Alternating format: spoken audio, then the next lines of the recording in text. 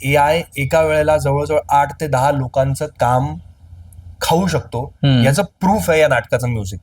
एका संगीत दिग्दर्शक नसलेल्या माणसाने या नाटकाचं संगीत केलंय, कुठलेही त्यातले शिकलेले लोक हायर न करता. की उद्या संग्राम समळे सारखा XYZ माणूस येऊन म्हणेल, अरे मी पण संगीत करू शकतो, द्या मला 2 लाख रुपये.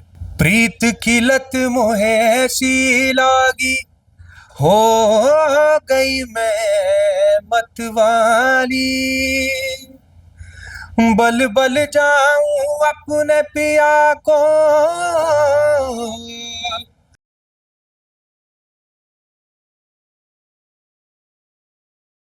नमस्कार, मी गणेश साचवल. स्वामी कृपा क्रिएशन्स या युट्यूब चॅनलमध्ये तुम्हा सर्वांचं मनपूर्वक स्वागत करतो. निमित्त आहे एका नव्या कोऱ्या मराठी नाटकाचं. मी अश्वत्थामा चिरंजीव. आता या नाटकाचं शीर्षक वाचल्यानंतर, बघितल्यानंतर, ऐकल्यानंतर तुम्हाला कदाचित प्रश्न पडेल की मग या नाटकाचा संग्राम समयाशी काय संबंध आहे. तेच रहस्य मी उलगडणार आहे, कारण संग्रामच्या बाबतीतली बरीच सिक्रेट्स आम्हाला नव्याने कळत आहेत. सांस्कृतिक कला दर्पण सोहळ्याला जेव्हा आम्ही गेलो होतो तेव्हा तो एक उत्तम गायक आहे हे सगळ्यांना तिथे कळलं, आणि आता तो एक उत्तम संगीतकार आहे आणि माझा लाडका अभिनेता सुद्धा आहे. कारण मला आठवतंय, केशव मनोहर लेले या नाटकाच्या निमित्ताने मी त्याचा माझ्या आयुष्यातला आणि त्याच्या आयुष्यातला पहिला इंटरव्ह्यू केलेला होता. आठवतं संग्राम? येस दादा.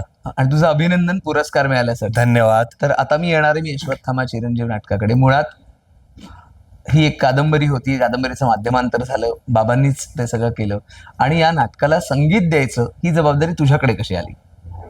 खरं तर स्वतःला संगीत दिग्दर्शक म्हणवण्याची माझी पात्रता नाहीये, कारण माझं त्यात प्रशिक्षण नाहीये. ना गाण्याचं प्रशिक्षण आहे, ना कुठल्या रागांचं, ना तालाचं, ना कुठल्या वाद्यांचं. मला कसलंही प्रशिक्षण नाहीये. त्यामुळे सगळ्यात आधी मला संगीत दिग्दर्शक म्हणणं चुकीचं आहे. मग मी हे का केलं आणि कसं केलं?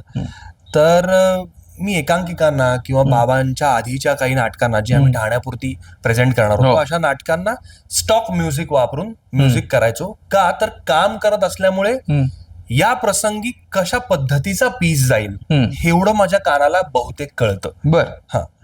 आणि मग आई शिकत असताना लहानपणापासून ऐकलेलं असल्यामुळे कुठलं वाद्य इथे बरं वाटेल कानाला बघताना एवढं मला कळतं असं मला वाटतं. म्हणून बाबांना वाटलं की या नाटकाचं संगीत दिग्दर्शन मी करावं. फक्त यावेळेला मी स्टॉक न वापरता पुन्हा 2 एजेड स्वॉर्ड आहे, कसं रिस्की आहे बघा. मी AI वर कम्प्लीट म्युझिक केलंय. बरं. या नाटकाचं. यात वोकल्स AI चे आहेत, इन्स्ट्रुमेंट्स AI चे आहेत. म्हणजे AI एका वेळेला जवळजवळ 8 ते 10 लोकांचं काम खाऊ शकतो याचं प्रूफ आहे या नाटकाचं म्युझिक. बरं. स्टुडिओ तुम्हाला घ्यायची गरज नाही, तुम्हाला गायक हायर करायची गरज नाही, तुम्हाला वाद्य वाजवणारे हायर करायची गरज नाही, तुम्हाला अरेंजरची गरज नाही, ना तुम्हाला संगीत दिग्दर्शकाची गरज आहे. एका संगीत दिग्दर्शक नसलेल्या माणसाने या नाटकाचं संगीत केलंय, कुठलेही त्यातले शिकलेले लोक हायर न करता.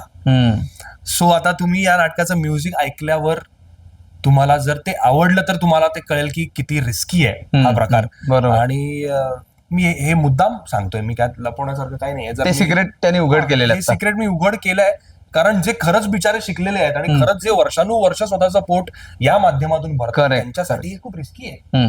की उद्या संग्राम समळे सारखा XYZ माणूस येऊन म्हणेल, अरे मी पण संगीत करू शकतो, द्या मला 2 लाख रुपये. सो ते जेवढे पैसे चार्ज करतायत तेवढे मी काही न करता, काही शिकलेलो नसताना करू शकतो. म्हणून मी हे उघडपणे सांगतोय की सावध राहा, आणि निर्मात्यांनी शक्यतो हे करू नका. आता हे आमचंच प्रोडक्शन आहे आणि घरचं प्रोजेक्ट आहे, म्हणून मी हे करतोय. पण उद्या मला जर बाहेरच्या कुठल्या प्रोड्युसरनी येऊन विचारलं की तू करशील का, तर मी सांगेन बॉस हे माझं काम नाही, तुम्ही मला अभिनय करायला द्या, मी ते नक्की करेन प्रामाणिकपणे. सो असा हा अनुभव आहे. तर ते कसं झालंय हे अर्थात तुम्ही नाटक बघितल्यावर सांगू शकाल. नक्कीच. पण मुळात एक महाभारत या विषयाची आपल्याला कुतूहल असतंच, आणि तू स्वतः सुद्धा कादंबरी बाबांची वाचलेली अशी, आणि मुळात कादंबरी टू नाटक हा जो प्रवास आहे आणि त्याच्यात एक संगीत हा एक घटक आहे त्यातला, त्याबद्दल तू कसा विचार केला? AI भरे केलं असेल, पण तू विचार कसा केला? एक तर 2च पात्र आहेत नाटकामध्ये, आणि त्यामुळे त्यांचा ताण कमी व्हायला पाहिजे, प्लस त्यांना जो फील हवा मागून, त्यांना जो इम्पॅक्ट यायला हवा, परफॉर्म करण्यासाठी एनर्जी यायला हवी, ती मी म्युझिक मध्ये देण्याचा प्रयत्न केलाय.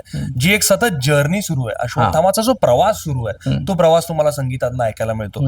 प्लस बरीच अशी पात्र आहेत ज्यांच्याशी अश्वत्थामा बोलतो, त्यांचे व्हॉइस ओव्हर्स आहेत, ते सुद्धा संगीताने बॅक केलेले आहेत, जिथे तो बऱ्याच गोष्टींचं वर्णन करतो. जसं एक प्रसंग आहे जिथे अश्वत्थामाला 18 दिवसांचं युद्ध आठवतं आणि तो युद्ध कसं झालं होतं आणि मी तेव्हा काय काय करत होतो हे सांगतो. अशा प्रसंगी पार्श्वसंगीत खूप महत्वाचं आहे. स्पेशली 2च पात्र असल्यामुळे पार्श्वसंगीत सुद्धा एक पात्र आहे या नाटकातलं आणि ते तसंच जिवंत ठेवण्याचा मी माझ्याकडनं प्रामाणिक प्रयत्न केला. नक्कीच. आणि आता मी तुला एक विनंती करणार आहे की वेगवेगळी सिक्रेट तू रिव्हील करतोयस, तू उत्तम गायक आहेस हे आम्हाला कळलं त्या दिवशी, तर आता या छोट्याशा गप्पांची सांगता तुझ्या एखाद्या गाण्याने व्हावी अशी मी विनंती करतो. नाही, मी पुन्हा तेच सांगेन की मी उत्तम गायक नाहीये. मला स्वतःपुरतं गायला आवडतं, ते आम्हाला आवडेल. मला तालाचं अजिबात ज्ञान नाहीये. थोडेसे सूर कानाला कळतात असं मला वाटतं, तालाचं मला अजिबात ज्ञान नाहीये, म्हणून मी कुठे गायलो नाही किंवा कधी सोशल मीडियावर गाऊन व्हिडिओज करण्याची हिंमत करत नाही, कारण मला त्यातलं प्रशिक्षण नाहीये, तर मी हे नाही केलं पाहिजे असं मला वाटतं. बट आता मी आपलं घरचंच आहे, आपलं घरचं तुम्हाला ऐकवतोय अशा हिशोबात मी काहीतरी हिंदी चालेल, कुठलंही चालेल, काहीच प्रॉब्लेम नाही. प्रीत की लत मोहे ऐसी लागी, हो गई मैं मतवाली, बल बल जाऊं अपने पिया को,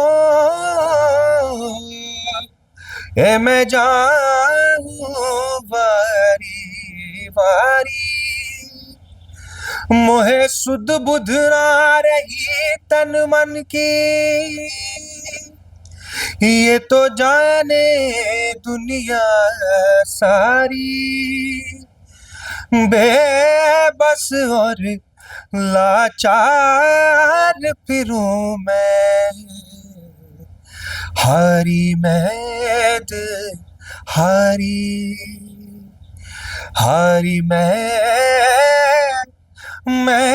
दिल हारी. वा, वाटतं का तुम्हाला की हा गाणं शिकलेला नाही वगैरे असं? असो, आपण संग्रामला पुन्हा एकदा आमंत्रण देऊया. मी गेले वर्षभर त्याच्या पाठीस लागलेलो आहे, पण तो खूप बिझी आहे, पण तरी सुद्धा आज मी तुझ्याकडनं ती प्रॉमिस नक्की घेणार आहे की आमच्या कृपा संवाद या पॉडकास्टसाठी तुला आमंत्रण आहे. आणि हो, या गप्पा कशा वाटल्या हे नक्की कळवा कमेंट बॉक्समध्ये. धन्यवाद.